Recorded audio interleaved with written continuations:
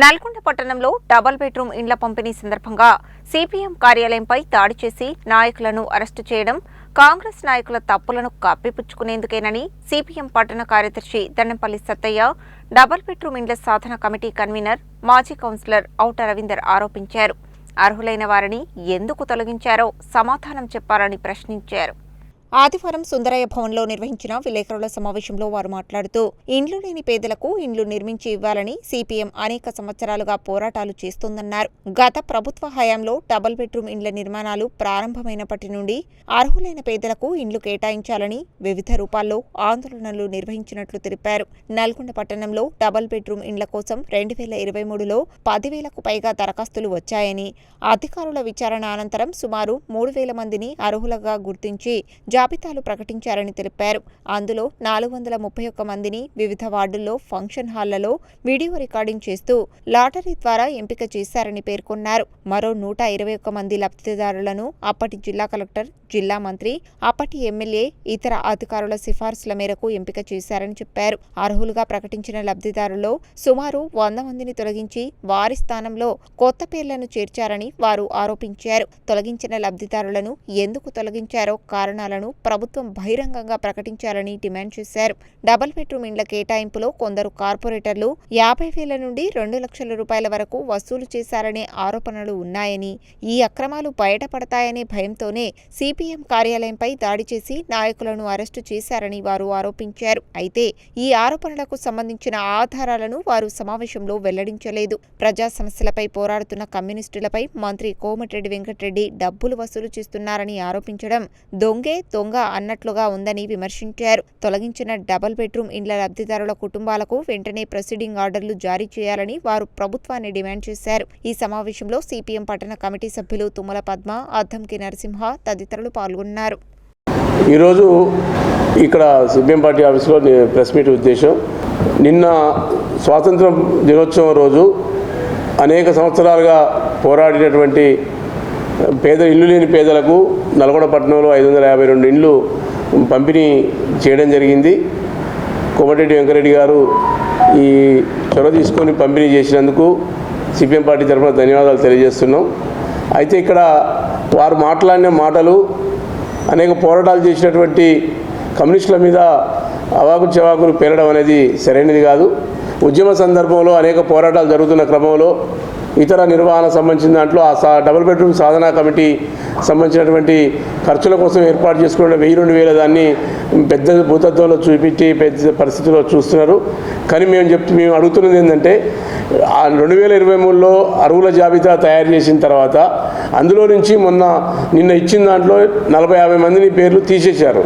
తీసి కాంగ్రెస్ కార్యకర్తలను పెట్టుకున్నారు. వాళ్ళ దగ్గర 2 లక్షలు 3 లక్షలు వసూలు చేశారు. మీరు అవసరమైతే ఒక కమిషన్ వేసి బజార్లో జనాల్ని విచారించండి. ఇప్పుడు ఆ ఇచ్చిన వాళ్ళు చెప్పకపోవచ్చు, కానీ ప్రజలను విచారిస్తే తెలుస్తుంది. కాంగ్రెస్ పార్టీ వాళ్ళు అక్రమాలకు పాల్పడి పోరాడే వాళ్ళ మీద నిందలేయడం అనేది సరైనది కాదు. దాంతోపాటు ఆ అక్రమాలు చేసిన దాన్ని భయంతో కమ్యూనిస్టులు ప్రశ్నిస్తారనే భయంతో ముందస్తుగా స్వాతంత్ర దినోత్సవం రోజు జెండావిష్కరణ చేసుకుంటున్నటువంటి సిపిఎం ఆఫీసు మీద దాడి చేసి అక్రమంగా అరెస్టు చేయడాన్ని సిపిఎం పార్టీ తీవ్రంగా ఖండిస్తుంది.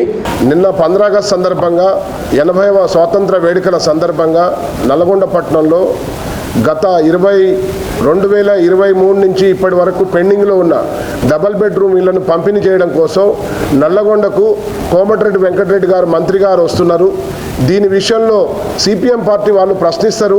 ఇల్లు లేని వాళ్ళ విషయంలో వాళ్ళు మమ్మల్ని ఎక్కడ ఇబ్బంది పెడతారని ముందస్తు ఆఫీసులలో జొరబడి కార్యకర్తల నాయకుల్ని, సిపిఎం పార్టీ నాయకుల్ని, నన్ను, సలీంను, అదేవిధంగా నర్సిరెడ్డి గారిని, మిగతా సంబంధించిన మహేష్ని, వీళ్ళందరినీ కూడా సుధాకర్ రెడ్డి గారు సిపిఎం పార్టీ రాష్ట్ర నాయకుల్ని, వారు కూడా ఎందుకయ్యా మమ్మల్ని మా పిల్లల్ని ఎందుకు తీసుకుపోతున్నారంటే ఆయన కూడా బలవంతంగా ఎక్కించిన పరిస్థితి ఉన్నది.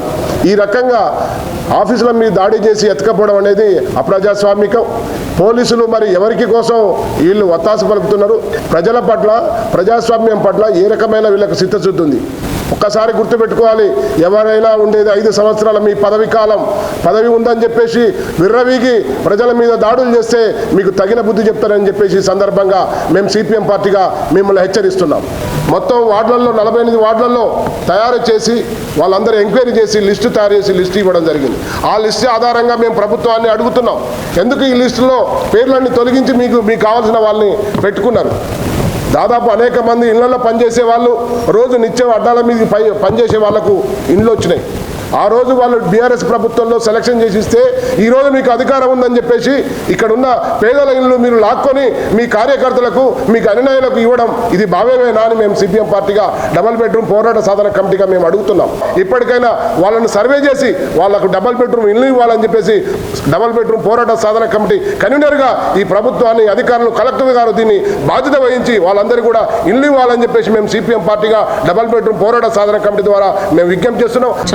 జరుపుకుంటున్న సందర్భంగా ఒక పక్కన జరుగుతూనే ఉన్న హెడ్ క్వార్టర్లో అదే సిపిఎం పార్టీ ఆఫీస్లో జెండా ఆవిష్కరణ జరిగిన వెంటనే ఆ ఆఫీస్లో వాళ్ళ పనులు చేసుకున్న సందర్భంలో ఆఫీస్లోకి చొరబడి వాళ్ళని అక్రమంగా అరెస్టులు చేసి వాళ్ళు ఎక్కడ కూడా ధర్నాలు కానీ రాస్తారోకలు చేస్తాగని పిలుపులు అలాంటిది ఏమి ఇవ్వకుండా ఏమి హెచ్చరికలు లేకుండా కూడా వాళ్ళని ఆఫీస్లో ఉన్న వారిని లాక్కపోవడం దుర్మార్గంగా తీసుకెళ్లారు. మేము ఏదో అనేక సార్లు పోరాట ఫలితంగా లబ్ధిదారులను గుర్తించి లిస్ట్ ఇచ్చారు. ఆ లిస్టు ప్రకారం కాకుండా రాత్రికి రాత్రి ఫోన్లు చేసి సమాచారం ఎవరికి సీక్రెట్గా ఉంచి వాళ్ళ లబ్ధిదారులందరూ కూడా ఫోన్లు చేశారు. కానీ ఫోన్లు చేసిన వాళ్ళకు కూడా కొంతమంది ఇల్లు తొలగించారు. ఇల్లు తొలగించిన వాళ్ళకి ఎందుకు తొలగించారు? అప్పుడు వాళ్ళు పేదవాళ్ళు, ఇప్పుడు ఏమైనా ధనవంతులు అయ్యారా? ఆ తొలగించిన వాళ్ళు ఎంతమంది ఉన్నారు, ఇచ్చిన వాళ్ళు ఎంతమంది ఉన్నారు, ఆ లిస్టు బయట పెట్టాలి. ఆ తొలగించిన వారికి ఎందుకు ఇవ్వలేదు అనేది కూడా వివరణ ఇవ్వాల్సిన అవసరం ఉంది. ఒక పక్కన దాడి చేసి కమ్యూనిస్టులను అరెస్ట్ చేసి వాళ్ళ గొంతు నొక్కితే వీళ్ళు అడగకుండా ఊకుంటారా? భయపడేది లేదు వీళ్ళ అరెస్టులకి. వాళ్ళు మిగతా వాళ్ళకి అందరికి కూడా ఎప్పుడు ఇల్లు ఇస్తారు? డబుల్ బెడ్రూమ్ ఇల్లు కాకుండా ఇందిరమ్మ ఇల్లు కాకుండా భూమి లేని పేదలకు కూడా భూమి కొనుగోలు చేసి ప్రతి ఒక్కరికి ఇల్లు కట్టించాల్సిన బాధ్యత వాళ్ళపైన ఉంది. ఇచ్చేదాకా కూడా మేము ఆ ప్రభుత్వాన్ని ప్రశ్నిస్తూనే ఉంటాము. వెంటనే వాళ్ళకి ఎప్పుడు ఇస్తారో కూడా చెప్పాల్సిన అవసరం ఉందని మేము డిమాండ్ చేస్తున్నాం.